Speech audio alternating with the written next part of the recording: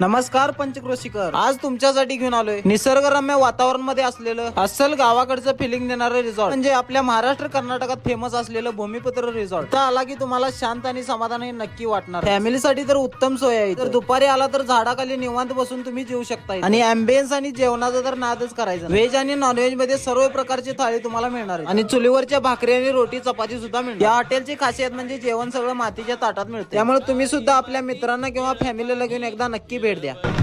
काळी माती निळ पाणी हिरव शिवार, ताजा ताजा माळव्याचा हुईला या भार, ज्वानीच्या या मळ्यामंदी पिरतीच पाणी, बघायला कवतिक आलं नाही कुणी, मळ्याला या मळेवाली भेटलीच नाय, अगराने माझ्या मळ्यामंदी घुसशील का?